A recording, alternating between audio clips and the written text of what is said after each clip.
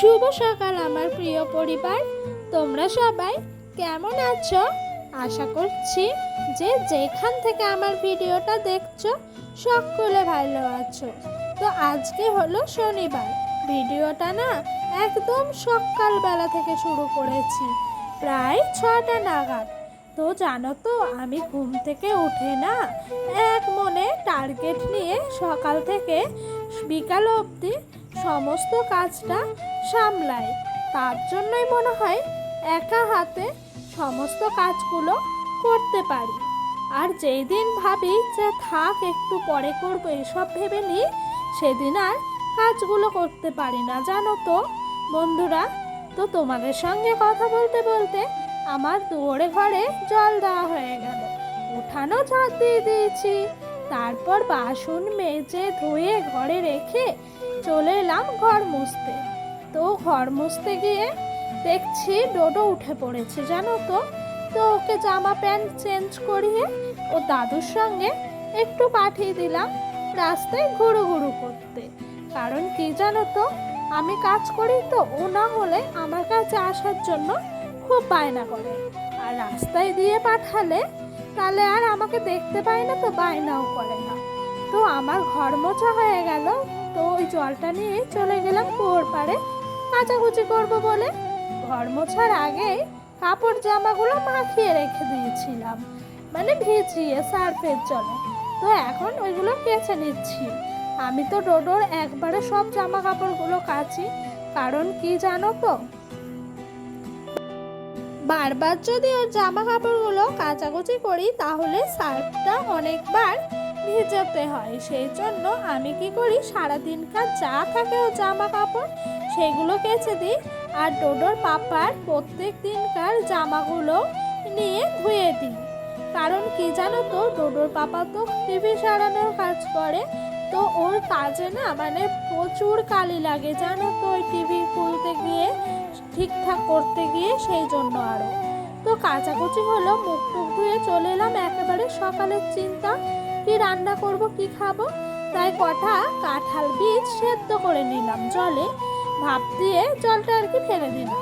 তারপরে পেঁয়াজ লঙ্কা কুচিয়ে সোজা চলে এলাম বাটনা বাটতে।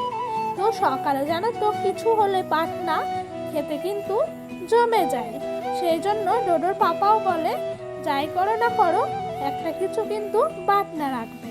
সেই জন্য আমিও আর দেরি না করে সোজা চলে এলাম সকালে রান্না বসাতে। কারণ কি বলো তো, ডোডোর পাপা খেয়ে দিয়ে কাজে যাবে যে।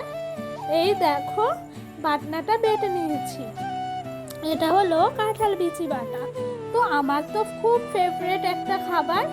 আর এইদিকে না আমি পটল আর আলু একটু কুচি কুচি করে পেঁয়াজ দিয়ে কাঁচা লঙ্কা চিড়ে ভেজে নিয়েছি সকালে, মানে খাওয়ার জন্য। তো বন্ধুরা, এইদিকে ডোডোর পাপার আর আমার ভাতও বেড়ে নিয়েছি।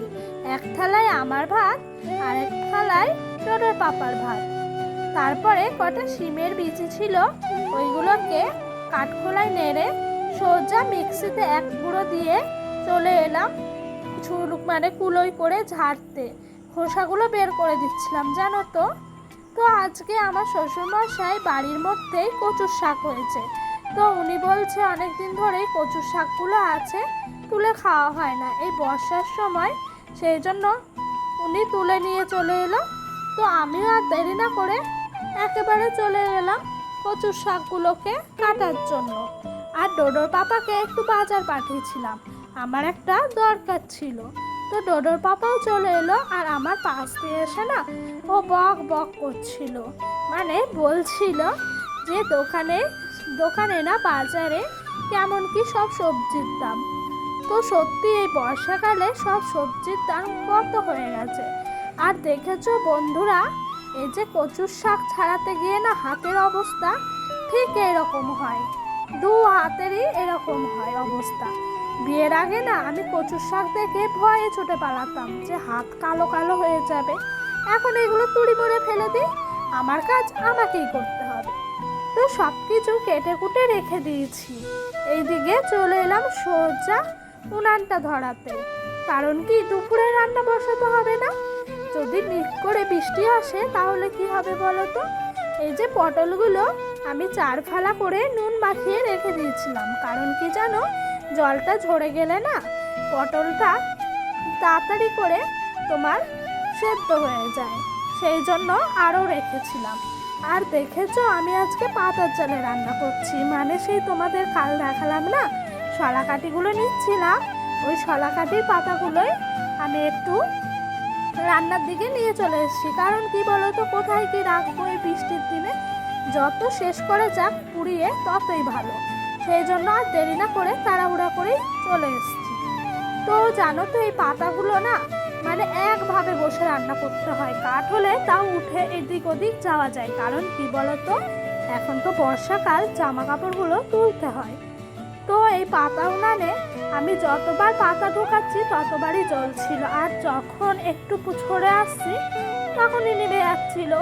আমার জামা কাপড়গুলো তুলতে গিয়ে উনুনটা আজ নিভেই গেছে জানো তো বন্ধুরা। তো চলো আমি রান্না করতে থাকি আর তোমাদের কিছু সুন্দর সুন্দর কমেন্টে রিপ্লাই দিতে থাকি।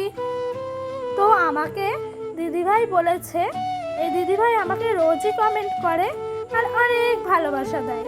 তো দিদিভাই কমেন্ট করেছে যে পিউ অনেক দেরি করেই তোমার ভিডিওটা দেখছি গো, সরি। তো দিদিভাই তুমি যদি দেরি হয়ে যায় তাহলে সরি বলার দরকার নাই, তুমি তো আমার ভিডিওটা দেখছো তাই না, সরি বলার কি আছে? দিদি কি কখনো তার বোনকে সরি বলে গো?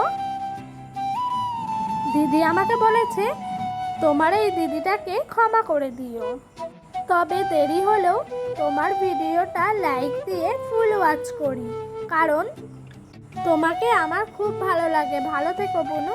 তো দিদি তোমাকে আমি বলি তুমি কোনো ভুল কাজ করোনি যে আমাকে ক্ষমা করে দিতে হবে। তো আমার ভিডিও দেখার জন্য তোমাকে অসংখ্য ধন্যবাদ, আর এভাবেই আমার পাশে থেকো। আর তোমার যে আমাকে ভালো লাগে তার জন্য অনেক অনেক ভালোবাসা আমার তরফ থেকেও।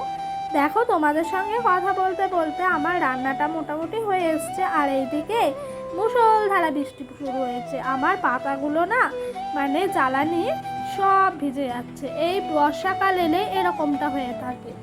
তো ডোডোর পাপাকে আমি বলেছিলাম আজ একটু দই পটল করবো, চায়ের জন্য ডোডোর পাপা বাজার থেকে একটু দই এনে দিয়েছিল। আর দইটা না মিক্সির মধ্যে একটু পেস্ট করে নিলাম, তাহলে না ভালো হয় জানো তো, ওই হাতে ব্লেন্ডার দিয়ে পেস্ট করতে গেলে একটুও ভালো হয় না, মানে যখনই হালকা আঁচের মধ্যে দিই তখনই না ছানা ছানা কেটে যায়। আর আজকে আমার এই দই পটল রান্নাটা সত্যিই খুব ভালো হয়েছে, ডোডোর পাপা অনেক প্রশংসা করেছে। আর এইদিকে আমার শাশুড়িমা করেছে একটু কচুর শাক, ওই যে দেখালাম না কচুর শাকগুলো শিমের বীজ দিয়ে, এটাও কিন্তু খেতে খুব সুস্বাদু হয়েছিল। আর এই দেখো দই পটল ফাইনালি রেডি হয়ে গেছে, সত্যি খেতে অনেক সুন্দর হয়েছিল, টকটক মিষ্টি মিষ্টি। আজকে না দুপুরে এগুলোই আমাদের রান্না হয়েছিল, দুপুরের আর রাতের খাবার। তো এদিকে আমার শাশুড়ি মা ভাত বেড়ে দিয়েছে 3 থালায়, আমার ডোডোর পাপার আর শাশুড়ি মার। আজকে খেতে খেতে 4টে 4:30 বেজে গেছিল। তারপর আবার বৃষ্টি শুরু হলো, এই বর্ষাকালের দিন কবে যে যাবে বোঝাই যায় না। তো বাই।